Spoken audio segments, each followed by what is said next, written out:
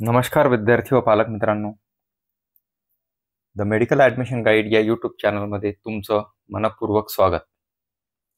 आजच्या व्हिडिओमध्ये आपण बघणार आहोत CET शेलने जी आजच 18/11/2024ला नोटीस नंबर 24 जारी केलेली आहे. नवीन रजिस्ट्रेशन BAMS, BHMS आणि BUMS कोर्ससाठी ग्रुप बी साठी नवीन रजिस्ट्रेशनची एक नोटीस पब्लिश केलेली आहे. त्या नोटीस संदर्भात आपण आज चर्चा करणार आहोत.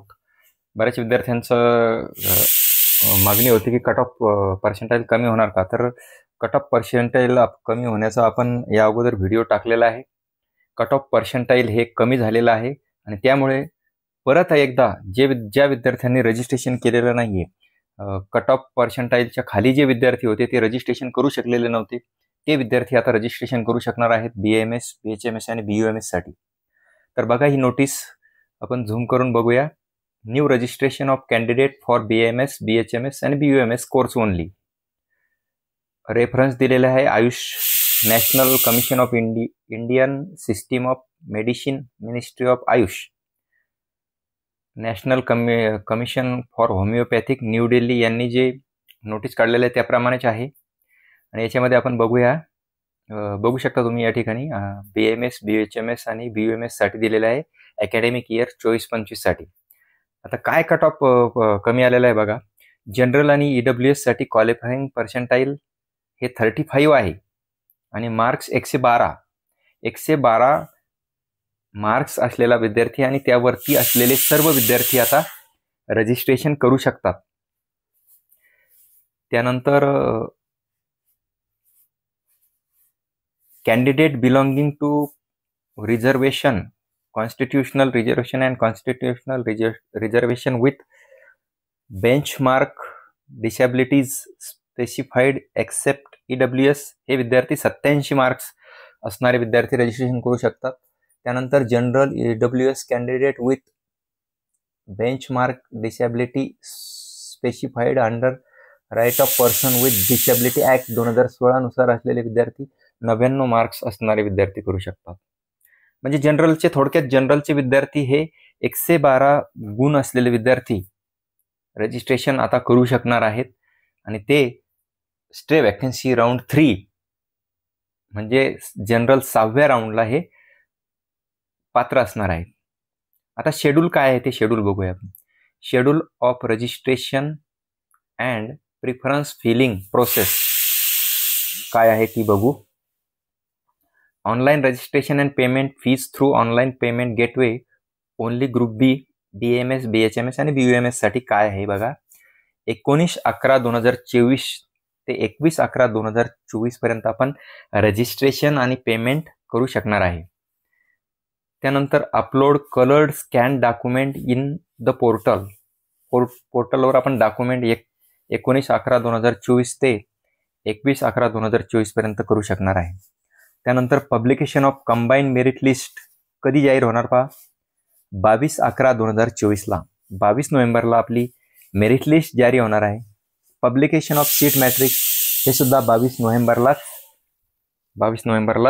पब्लिश केलं जाणार आहे सीट मॅट्रिक्स.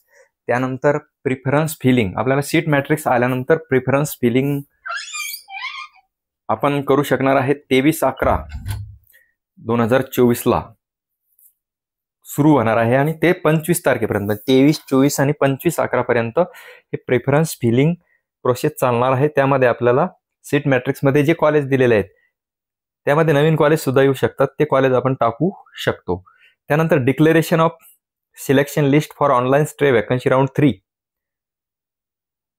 म्हणजे जो 6वा राऊंड म्हणतो आपण त्याचं सिलेक्शन लिस्ट ही 26/11/2024 26 नोव्हेंबरला ती सिलेक्शन लिस्ट जाहीर होणार आहे. ती सिलेक्शन लिस्ट जाहीर झाल्यानंतर मी आपल्याला अपडेट कळवणारच आहे.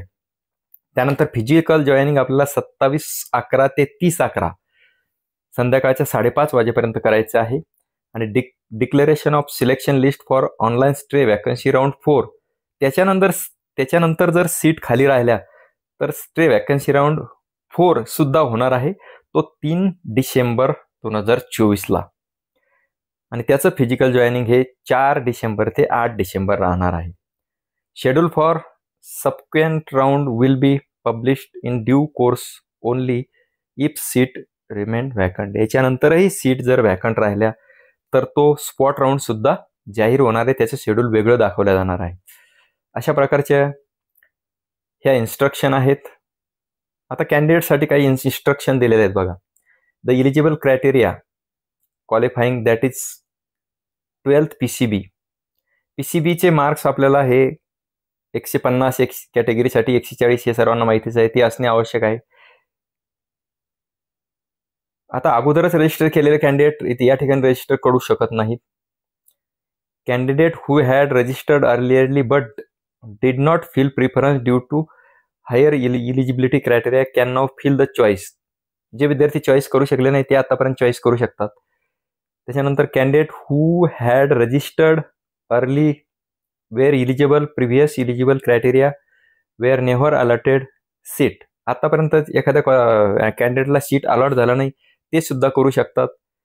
Candidate who had participate previous round and joint seat round 1, 2 were allotted seat cap round 3 stay vacancy round will not be eligible for this round.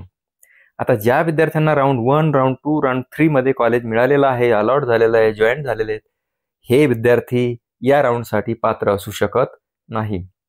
हे आपण लक्षात घ्यायचे. Candidate register during this period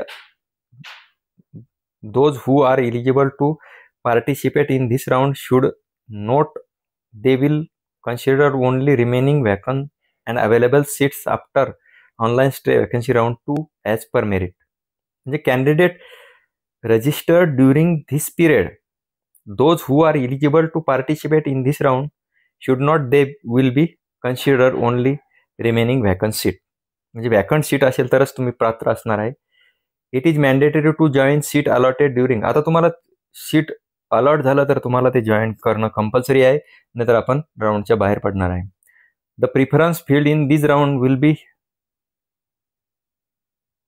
युटिलाइज्ड subsequent stay vacancy round if any.